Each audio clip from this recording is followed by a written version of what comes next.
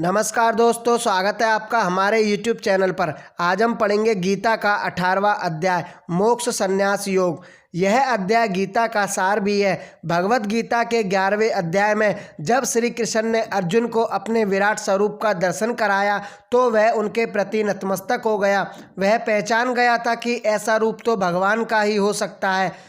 तब अर्जुन को इस बात का दुख हुआ कि वह अब तक साक्षात भगवान को अपना सखा अथवा प्रिय मित्र ही समझता रहा, जबकि वह तो पूरी सृष्टि के रचयिता हैं। इसलिए अर्जुन अपने सभी संशयों का समाधान कर लेना चाहता है।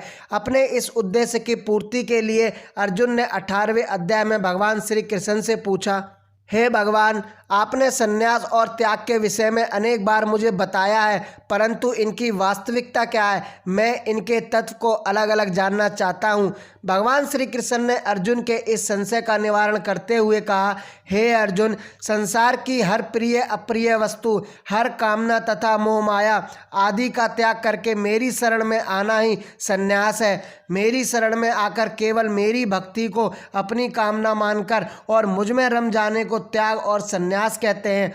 यह तो मैंने अपने मतानुसार त्याग और संन्यास बताया है, परंतु शास्त्रों का मत भिन्न है। अब उन शास्त्रों का मत सुन। एक शास्त्र यह कहता है कि भले और बुरे दोनों कर्मों का त्याग कर देना चाहिए, क्योंकि अच्छे कर्म का फल अच्छा और सुखदायक होता है, जबकि बुरे कर्म करने वाला अथवा बुरे आचरण वाला व्यक्ति दुख भोगता है। अच्छे कर्म करने वालों के पांव सोने और चांदी की बेड़ियों से बंधे होते हैं तथा बुरे कर्म करने वालों के पैर भी बेड़ियों से जकड़े होते हैं, भले ही वह बेड़ी लोहे की क्यों ना हो। अर्थात अच्छे और बुरे दोनों कर्म बंधनों से बांध देते हैं, अतः इनका त्याग कर देना ही उचित है। हे कुंती पुत्र अर्जुन, एक शास्त्र यह भी कहता है कि दान, यज्ञ, तपस्या और स्नान आदि कर्मों का त्याग कदापि नहीं करना चाहिए, क्योंकि यह पवित्रता के अंश हैं। इन कर्मों को करने से शरीर पवित्र होता है। हे धनंजय, अब मैं तुझे अपने मत का त्याग बताता हूँ। त्याग 3 प्रकार के होते हैं। सर्वप्रथम दान, यज्ञ, तपस्या और स्नान आदि प्राणी को पवित्रता प्रदान करते हैं। विवेकशील और बुद्धिमान प्राणी इन्हें नहीं त्यागते, क्योंकि उनके लिए यह भले कर्म है। किसी के प्रति भलाई अथवा भला कर्म करके वह उसका फल नहीं चाहते, इसलिए मेरे मत के अनुसार यह बात भली है। भले कर्म करके उनका फल न चाहने वाले प्राणी सर्वश्रेष्ठ हैं। हे अर्जुन, आलस्य अज्ञानी के ज्ञान का भाव है। जो प्राणी सदकर्म का महत्व न समझकर उसे त्याग दे और जो प्राणी किसी अन्य प्राणी से मोहित होकर सदकर्मों का बहिष्कार करे, वह राजसी त्याग कहलाता है। जो प्राणी शारीरिक दुख से भयभीत होकर कर्म का त्याग करे, अर्थात जो मन में यह धारणा बनाकर ना नहाए कि पानी ठंडा है और स्नान करने से ठंड लगेगी, ऐसा त्याग तामसी होता है, जिसका प्राणी को कोई फल प्राप्त नहीं होता। हे कौन्ते, जो सदकर्मों को करे, दिल में यह भाव रखे कि मेरा क्षत्रिय अथवा ब्राह्मण कुल में जन्म होना दुर्लभ है, स्नान आदि कर्म करना मेरे लिए अच्छा है तथा कर्म करके उसके लाभ की इच्छा कदापि ना करे, ऐसा त्याग सात्विकी कहलाता है। बुद्धिमान प्राणी स्नान आदि सत्कर्मों को कभी निंदित नहीं करते और स्वयं ऐसे सत्कर्मों का त्याग भी नहीं करते। वे मन में निश्चय की भावना लेकर इन सत्कर्मों को करते हैं, लेकिन अपने मन के किसी भी कोने में फल की भावना नहीं रखते। हे पार्थ, ऐसे प्राणी विवेकशील होते हैं। विवेक अथवा निर्मल बुद्धि में ज्ञान पैदा होता है। जिस प्राणी के हृदय में मेरी महिमा और उसका ज्ञान उपजता है, वह सांसारिक बंधनों से मुक्त होता है। इसलिए हे अर्जुन, यदि प्राणी मेरे मर्म को जानना चाहता है तो उसे सदकर्मों का त्याग कदापि नहीं करना चाहिए। जिस प्रकार प्राणी संघर्ष करता हुआ अपने लक्ष्य की ओर बढ़ता है और लक्ष्य प्राप्त कर लेता है, उसी प्रकार सदकर्म भी संघर्ष के मार्ग की ओर चला जाता है। सृष्टि में ऐसा कोई भी शक्तिशाली प्राणी नहीं है जो इन सदकर्मों का त्याग करने का साहस कर सके। हे अर्जुन, माता पिता के संसर्ग से माता के पेट में जब से जीव आता है, तभी से अपनी जीवन यात्रा के अंतिम दिन तक वह कभी भी न तो निष्कर्मी होता है और ना ही त्यागी। इसलिए हे पार्थ, जो प्राणी अपने समस्त सदकर्म मुझे समर्पित करे और किसी भी प्रकार के फल की चाह मन में उपजने ना दे, ऐसा प्राणी निष्कर्मी और त्यागी होता है। हे कुंती पुत्र अर्जुन, अब मैं तुझे मनुष्य के प्रतिदिन करने वाले कर्मों के फल के विषय में बताता हूँ। यह फल 3 प्रकार के होते हैं। अब उनकी व्याख्या सुनो। भले कर्म कर्म का फल सुख, बुरे कर्म का फल दुख और बुरे भले कर्मों का फल मिश्रित होता है। यह 3 प्रकार के फल प्रतिदिन हर प्राणी को भोगने पड़ते हैं, मगर जो प्राणी सांसारिक मोह माया को त्याग कर मेरी शरण में है और मुझे समर्पित है, उन्हें सुख की प्राप्ति होती है। हे अर्जुन, प्राणी द्वारा किए गए जो भी अच्छे या बुरे कर्म होते हैं, उनका संचालन प्राणी की इंद्रियों और मन के द्वारा होते हैं। देहधारी प्राणी के अंदर अकर्ता है, अर्थात वह कुछ भी नहीं करती, लेकिन फिर भी पवित्र और निर्मल है। हे धनंजय, आत्मा को वही पहचान सका है जिसकी बुद्धि निर्मल तथा मन उज्जवल है, परंतु जिनकी बुद्धि भ्रष्ट है और नेत्र होते हुए भी नेत्रहीन है, ऐसे प्राणी ना तो आत्मा की महत्ता समझ सकते हैं और ना ही उसे पहचान सकते हैं। आत्मा को इस बात का अहंकार नहीं होता कि वह आत्मा है, अर्थात वह कोई कर्म नहीं करती। अच्छा बुरा जो कर्म किया जाता है उसका दोषी मन और इंद्रियां होती हैं, इसलिए आत्मा निराकार है, उसे कोई नहीं देख सकता और वह जब चाहे प्राणी को मार सकती है, उसे किसी भी कर्म का बंधन नहीं है। हे पार्थ, अब मैं तुझे ज्ञान, कर्म और कर्ता के विषय में बताता हूँ। ये तीनों ही 3 प्रकार के होते हैं। सर्वप्रथम मैं तुझे सात्विक ज्ञान के विषय में बताता हूँ। इस प्रकार का प्राणी सर्वोत्तम होता है क्योंकि उसका ज्ञान असीमित होता है। ऐसे ज्ञानी को केवल अविनाशी आत्मा ही दिखाई देती है, इसलिए वह गरीब, अमीर तथा उच्च या नीच सबके साथ एक समान व्यवहार करता है। मन में किसी के प्रति द्वेष की भावना नहीं रखता। वह कोई ऐसा कार्य नहीं करता जिससे किसी अन्य प्राणी को कोई कष्ट पहुँचे। यही सात्विक प्राणी की विशेषता है। हे धनुर्धर अर्जुन, अब राजसी ज्ञान सुन। जो प्राणी सर्वदा यह कहे कि यह मेरा है, यह तेरा है, या सब कुछ मेरा सब तेरा नहीं है, यह राजसी ज्ञान कहलाता है। तीसरे प्रकार के प्राणी तामसी ज्ञान के होते हैं। इस ज्ञान के द्वारा ज्ञानी को हर प्राणी में बुराई नजर आती है। उसकी दृष्टि में केवल मैं ही अच्छा होता हूँ, बाकी सब बुराई से सराबोर रहते हैं।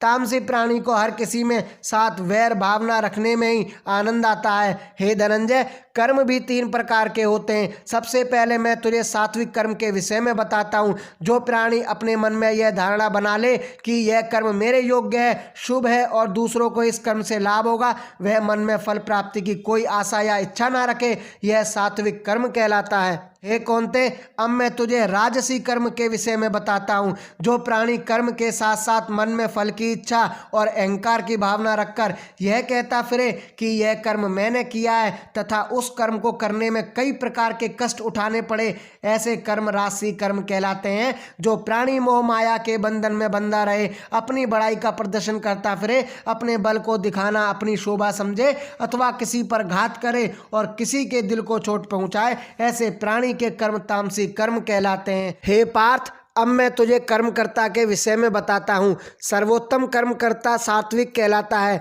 यदि सात्विक प्राणी धर्म कर्म के कार्य, यज्ञ, महोत्सव, हवन, श्राद्ध इत्यादि करे, मन में किसी भी प्रकार के फल की इच्छा ना रखे, मन अहंकार रहित तो हृदय में हमेशा यह भावना रखे कि मैं तो तुच्छ हूँ, मुझे जो कुछ दिया है परमेश्वर ने ही दिया है, अर्थात किसी अच्छे कर्म के बाद उसका आडंबर ना करे, हर कार्य को सहज भाव से करे, कार्य बिगड़ जाए तो उसका शोक ना करे और कार्य के विधि पूर्वक पूर्ण हो जाने पर खुशी को प्रदर्शित ना करे और ईश्वर कृपा से जैसा भी भोजन मिले उसे उसका प्रसाद समझकर ग्रहण कर ले। ऐसे ही कर्म के कर्ता को सात्विक प्राणी कहते हैं। जो तन मन से अपवित्र रहे, धार्मिक कर्म आदि करते समय हर्ष या शोक से ग्रस्त हो, मन में स्वयं द्वारा किए गए कार्य की फल की इच्छा रखे तथा मन में इस भावना की धारणा रखे कि लोग मुझे धन्य कहेंगे, लेकिन किसी धार्मिक कार्य अथवा अन्य कारणवश धन के व्यय होने से दुखी हो, ऐसे कर्ता को राजसी कर्ता कहते हैं। जो प्राणी शास्त्र की विधि नहीं जानता, अर्थात जिसे इस बात का ज्ञान नहीं है कि कौन सी धार्मिक विधि किस प्रकार संपूर्ण की जाए, किसी सज्जन अथवा महापुरुष के समक्ष झुकने में अपना अपमान समझे, मूर्खतापूर्ण वार्तालाप करे तथा किसी के साथ प्यार अथवा मैत्रीपूर्ण संबंध न रखे, ऐसे प्राणी तामसी कर्ता कहलाते हैं। हे पांडुपुत्र अर्जुन, अब मैं तुझे 3 प्रकार की भक्ति और दृढ़ता के विषय में बताता हूँ।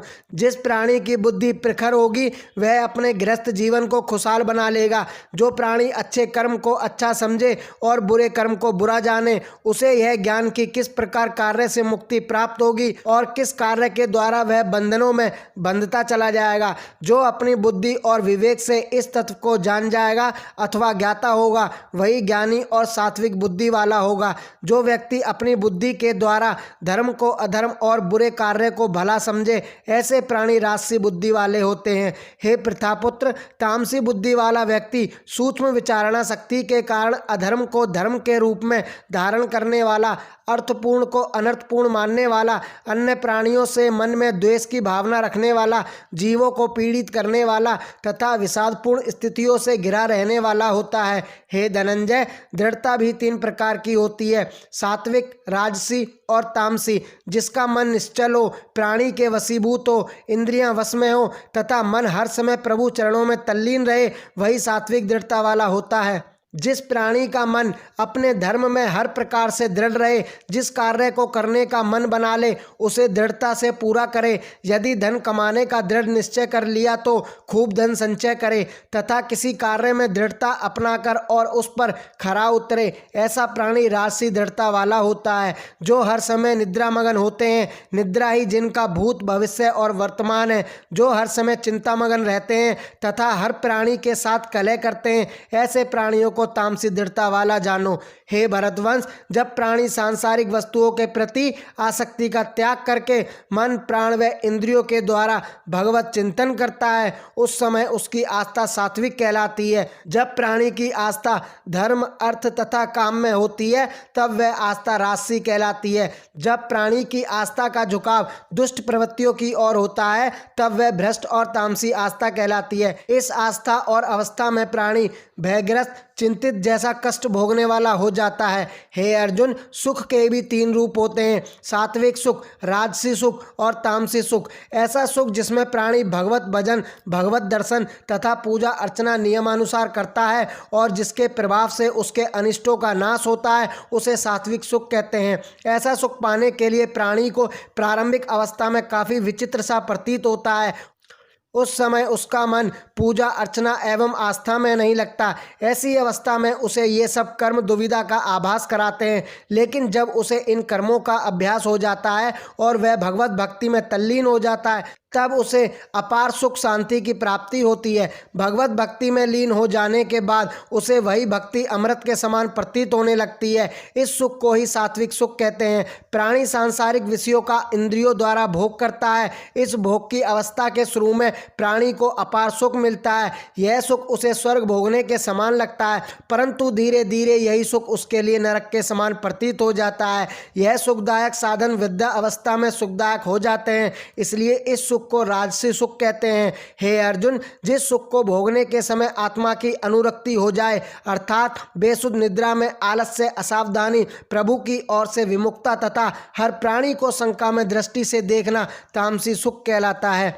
हे अर्जुन, अब आगे सुन। स्वर्ग से लेकर पृथ्वी लोक, पाताल लोक और नागलोक आदि सभी लोक माया से उपजे हैं, इसलिए ये सत्व, रज, तम आदि माया के गुणों से आबद्ध रहते हैं। इन लोकों में रहने वाले प्राणी भी तीनों गुणों से युक्त होते हैं। इसलिए हे भरतवंशी अर्जुन, ब्राह्मण, क्षत्रिय, वैश्य व शूद्र पूर्व जन्मों के कर्म संस्कारों के कारण ही अलग अलग योनियों में जन्म लेते हैं। प्रत्येक वर्ण के गुण उनके संस्कारों के अनुसार होते हैं और उनका स्वभाव भी पूर्व जन्म के अनुसार होता है।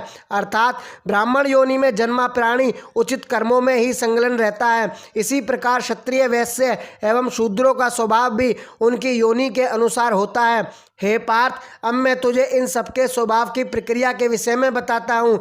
तप करना, इंद्रियों को वश में रखना, पवित्रता के साथ रहना, भजन करना, हृदय में कोमलता एवं क्षमा भावना रखना और गोविंद में तत्व बुद्धि से परमेश्वर को जानना आदि ब्राह्मण के स्वाभाविक धर्म है। क्षत्रिय के स्वाभाविक धर्म के विषय में बताता हूँ। तेजस्वी, शूरवीर, युद्ध में पीठ न दिखाना, बुद्धिमान, दानी और परमेश्वर में श्रद्धा होना क्षत्रियों के स्वाभाविक लक्षण कहे गए हैं। वैश्य के स्वाभाविक लक्षण हैं व्यापार करना, खेती करना, गोओं का पालन करना तथा लेन देन के व्यापार में छल कपट आदि का व्यवहार न करना। हे पार्थ, शूद्र इन तीनों वर्णों की सेवा करने के लिए पैदा होता है। जो मिल जाए उसी में संतोष करना शूद्र का स्वाभाविक धर्म माना गया है। हे भरतवंशी अर्जुन, सभी वर्णों के प्राणियों को अपने अपने कर्म के प्रवृत्त होने से ही सिद्धि तथा मोक्ष की प्राप्ति होती है। प्राणी के जन्म के उपरांत ही उसमें संस्कार पड़ते हैं, अर्थात यदि कोई ब्राह्मण कुल में जन्म लेता है तो उस प्राणी का ब्राह्मण कुल के संस्कार किसी न किसी रूप में अवश्य पड़ते हैं, लेकिन उसके पूर्व जन्म के कर्मों के अनुसार ही इस जन्म में योनि मिलती है। यदि पूर्व जन्म के कर्म श्रेष्ठ हैं तो उसे श्रेष्ठ योनि में जन्म मिलता है। यदि प्राणी ब्राह्मण कुल में जन्मा है और पूर्व योनि के कर्महीन है तो वह हीन कर्मों में ही लिप्त रहता है। लेकिन ऐसा भी हो जाता है कि प्राणी शूद्र वर्ण में जन्म लेकर भी ब्राह्मणों के समान कर्मों में लीन रहता है। इसलिए प्राणी के कर्म संस्कार ही वर्तमान जीवन में उसके साथ रहते हैं, जिनका प्रभाव उस पर पड़ता है। हे अर्जुन, इस प्रकार मैंने ये चारों वर्णों के स्वाभाविक धर्म कहे हैं। प्राणी अपने अपने कर्मों को करके अवश्य ही अच्छी सिद्धि को प्राप्त करता है। जो प्राणी अपने अपने कर्मों में दृढ़ रहते हैं उनका फल भी उन्हें मिलता है। पर ब्रह्मा जो सारी सृष्टि का करता है और सब में समाया हुआ है, अविनाशी है, वे उसे ही प्राप्त होंगे। हे कौन्ते, सृष्टि में जितने भी प्राणी हैं उन सबकी उत्पत्ति परम पुरुष द्वारा ही हुई है, अर्थात परमात्मा में ही सृष्टि को मानना चाहिए। जिस प्रकार समूचे वातावरण में हवा व्याप्त है, उसी प्रकार सत्य आनंद प्रदाता परमपिता परमेश्वर भी सारी सृष्टि में व्याप्त रहता है। ऐसे सर्वव्यापक परमात्मा को कर्म पूजा द्वारा पूजकर प्राणी मुक्ति प्राप्त करता है। यहाँ कर्म पूजा का तात्पर्य यह है कि जिस प्रकार आज्ञाकारी बेटा अपने पिता की सेवा करता है, उसी प्रकार प्रत्येक प्राणी को एकमात्र परमपिता परमेश्वर को ही अपना सब कुछ मानकर उसी का स्मरण करते हुए तथा उसी की आज्ञा अनुसार तन मन और वचन से अपने वर्ण को ध्यान में रखते हुए कर्म करते रहना चाहिए। हे अर्जुन, दूसरे का धर्म कितना ही श्रेष्ठ क्यों ना हो और अपना धर्म कितना ही हीन क्यों ना हो, तब भी अपना धर्म दूसरे के धर्म से श्रेष्ठ होता है, क्योंकि अपने धर्म के पालन से ही प्राणी की मुक्ति का मार्ग प्रशस्त होता है। क्योंकि अपने धर्म के पालन से ही प्राणी की मुक्ति का मार्ग प्रशस्त होगा। इसलिए हे पार्थ, यदि अपना कर्म शास्त्रोक्त वर्णाश्रम के अनुसार कितना ही दोषपूर्ण क्यों ना हो, उसका त्याग करना कदापि उचित नहीं है। सभी कर्म किसी न किसी रूप में दोषपूर्ण है।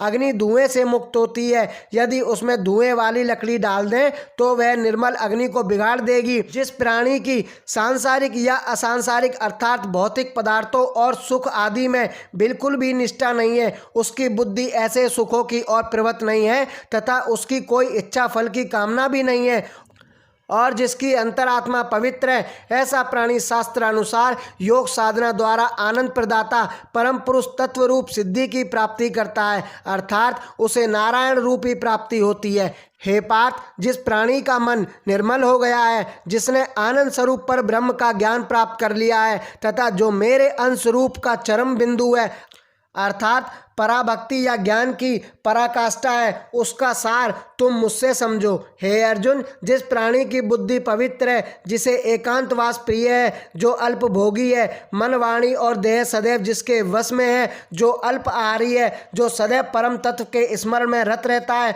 जिसका मन चलायमान नहीं होता, जो राग देशों को नष्ट करके अहंकार बल काम क्रोध और संग्रह को त्याग कर ममता रहित एवं शांत अंतःकरण हो जाता है, वही सच्चिदानंद ब्रह्म में एक ही भाव होने से ना तो किसी वस्तु के लिए शोक करता है और ना ही किसी वस्तु की आकांक्षा अपने मन में रखता है, क्योंकि किसी वस्तु की प्राप्ति का भाव उसके मन में कभी उत्पन्न नहीं होता। ऐसा प्राणी सृष्टि में विचरने वाले सभी जीवों के प्रति समान बुद्धि वाला होता है। हे कौन्ते, जो प्राणी समदर्शी एवं समबुद्धि वाला होता है, वही मेरी परम भक्ति अर्थात ब्रह्म स्वरूप के प्रति निष्ठा प्राप्त करने में सक्षम होता है। ऐसे ही प्राणी परम सिद्धि के अधिकारी होते हैं। इसलिए हे अर्जुन, जिस प्राणी को मेरी परम भक्ति तथा सिद्धि प्राप्त हो जाती है, वह मेरे कर्मों को भली भांति जान लेता है। जो मेरे कर्मों को जान जाता है, वह मेरे स्वरूप को सृष्टि के हर जीव में देखता है। ऐसे प्राणी की दृष्टि में समूची सृष्टि किशन में हो जाती है, इसलिए वह मुझ परमानंद स्वरूप में लीन हो जाता है। अर्थात जो प्राणी मेरे प्रकाश में स्वरूप का सदैव चिंतन करता है, वह अपने अंतिम समय में मेरे ही प्रकाश में स्वरूप में विलीन हो जाता है। ऐसी ही स्थिति को मोक्ष कहते हैं, जिसे प्राप्त करना आसान नहीं है। इसलिए हे कुंती नंदन, तू जो भी अच्छा अथवा बुरा कर्म करे, उसे निर्मल मन के साथ मुझे अर्पित कर दे। मेरे प्रति सदैव निष्ठा और मेरा स्मरण करते हुए कर्म कर। जब तेरा मन निरंतर कर्म करते हुए मुझ में ही समाया रहेगा, तभी तू मेरी कृपा का अधिकारी बनेगा और जन्म मरण आदि दुखों से मुक्त हो जाएगा। यदि तू अहंकार की भावना में लिप्त होकर मेरे मुख से निकले वचनों को अपने रोम रोम में नहीं समाएगा तो तू अपने परम ध्येय से भटक जाएगा। हे अर्जुन, यदि तू अहंकारवश युद्ध नहीं करना चाहता अथवा यह सोचता है कि युद्ध करना तुझे शोभा नहीं देगा क्योंकि युद्ध भूमि में तेरे अपने सगे संबंधी हैं, तो यह तेरी सोच निरर्थक है। तू क्षत्रिय है, इसलिए तुझे युद्ध अवश्य करना होगा। युद्ध करना तो क्षत्रिय का स्वभाव है और तेरा यह स्वभाव ही तुझे युद्ध के लिए प्रेरित करेगा, यह तो निश्चित ही है। हे भरतवंशी अर्जुन, तू मोहवश होने के कारण जिस कर्म से विमुख होना चाहता है वह कर्म तुझे अपने क्षत्रिय स्वभाव के कारण करना ही पड़ेगा, क्योंकि प्रत्येक प्राणी के हृदय स्थल में अंतरात्मा के रूप में स्थित परमात्मा अपनी माया के द्वारा उसे उकसाता है। इसलिए हे पार्थ, तू मोह माया, अहंकार, प्रतिष्ठा एवं संकोच आदि का त्याग करके परमात्मा की शरण में जा। वही सर्वोत्तम स्थल है। अपने जीवन का अंतिम लक्ष्य ईश्वर को ही मानकर प्रेम पूर्वक उसके नाम प्रभाव स्वरूप का ध्यान तथा गुणगान कर। इस प्रकार तू निष्काम भाव से उस ईश्वर के प्रति अपने आप को समर्पित कर दे।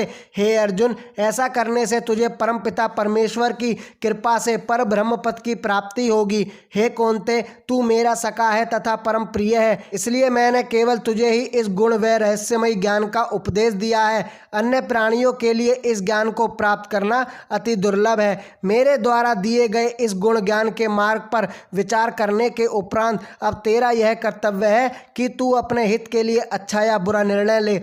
भगवान श्री कृष्ण के इन वचनों को सुनकर अर्जुन मौन हो गया। भगवान श्री कृष्ण उसके चेहरे पर आते जाते भावों को पढ़ने लगे और फिर गंभीर स्वर में बोले, हे अर्जुन, संपूर्ण गोपनीयों में भी अति गोपनीय और परम हितकारी वचनों को तू एक बार फिर सुन, क्योंकि तू मेरा परम प्रिय है, इसलिए परम हितकारी वचन भी मैं तुझे कहूँगा। हे कौन्ते, नित्य निरंतर अचल मन, अतिशय श्रद्धा एवं भक्ति सहित निष्काम भाव से नाम गुण और प्रभाव के श्रवण कीर्तन मनन तथा पठन पाठन द्वारा केवल मुझे भज। तू मन वाणी और शरीर के द्वारा सर्वस्व मुझे अर्पण करके श्रद्धा भक्ति एवं प्रेम से सर्वशक्तिमान विभूति बल ऐश्वर्य माधुर्य गंभीरता उदारता वात्सल्य आदि गुणों से संपन्न सबके आश्रय रूप वासुदेव को विनय भाव पूर्वक एवं भक्ति सहित दंडवत प्रणाम कर। ऐसा करने पर तू मुझे ही प्राप्त होगा। यह मैं तेरे लिए सत्य प्रतिज्ञा करता हूँ, क्योंकि तू मेरा अतरंग प्रिय सखा है। इसलिए हे अर्जुन, तू कर्म रूप सभी धर्मों का परित्याग करके मेरी शरण ग्रहण कर। हे सखा, जब तू मेरे प्रति एकनिष्ठ होकर मेरी ही शरण ग्रहण करेगा तो मैं तुझे सभी प्रकार के पापों से मुक्त कर दूंगा।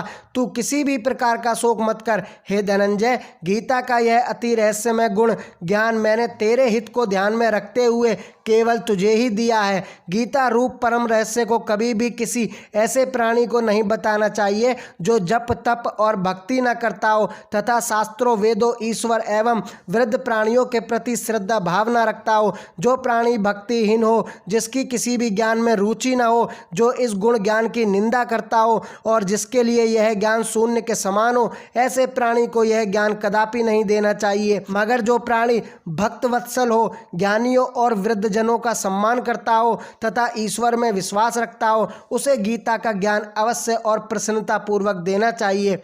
क्योंकि जो प्राणी मुझ में निष्ठा रखते हुए अति गोपनीय गीता के इस ज्ञान को मेरे भक्तों में बांटता है वह मुझे ही प्राप्त होता है, इसमें कोई संदेह नहीं है। उससे बढ़कर मेरा अतिशय प्रिय कार्य करने वाला ना तो प्राणियों में कोई है और ना ही इस अत्यंत प्रिय पृथ्वी पर होगा। इसलिए हे अर्जुन, जो प्राणी इस हम दोनों के मध्य हुए एक धर्म में संवाद रूप गीता शास्त्र को पढ़ेगा अर्थात नित्य निरंतर पाठ करेगा अथवा श्रवण करेगा, वह पापों से मुक्ति पाकर श्रेष्ठ लोकों को प्राप्त होगा अर्थात वह उस पद को प्राप्त होगा जो श्रेष्ठ जनों को प्राप्त है। इस प्रकार गीता का ज्ञान कहकर भगवान श्री कृष्ण ने अर्जुन से प्रश्न किया, हे भरतवंशी अर्जुन, मैंने जो कुछ भी तुझसे कहा क्या तूने उसे एकाग्र एवं शांत चित्त से सुना? जो अज्ञान अथवा मोह तेरी अज्ञानतावश तेरे मन में उपजा था, क्या वह नष्ट हुआ?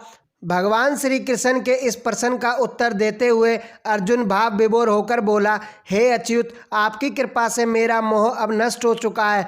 अर्थात मैं अब मोह माया से मुक्त हो गया हूँ तथा ज्ञान से सराबोर हो गया हूँ। हे कृपा निदान, अब मेरे सभी संशय समाप्त हो चुके हैं और मेरा मन स्थिर हो गया है। अब मैं आपकी आज्ञा की प्रतीक्षा में हूँ। आप मुझे जो भी आज्ञा देंगे मैं उसका अवश्य पालन करूँगा। यह वचन कहकर अर्जुन बार बार भगवान श्री कृष्ण के समक्ष नतमस्तक होने लगा।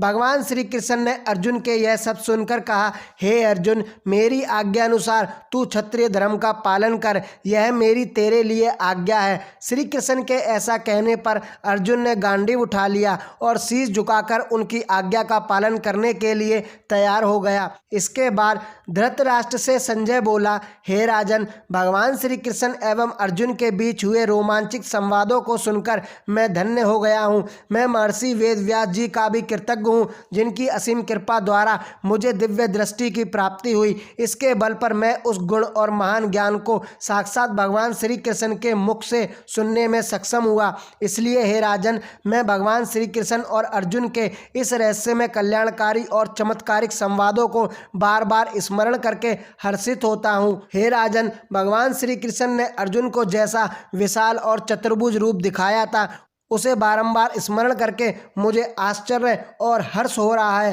हे राजन, जहाँ श्री कृष्ण के रूप में साक्षात नारायण उपस्थित हैं और गांडीव एवं धनुषधारी अर्जुन है, वहीं पर विजयश्री है, विभूति और अचल नीति है।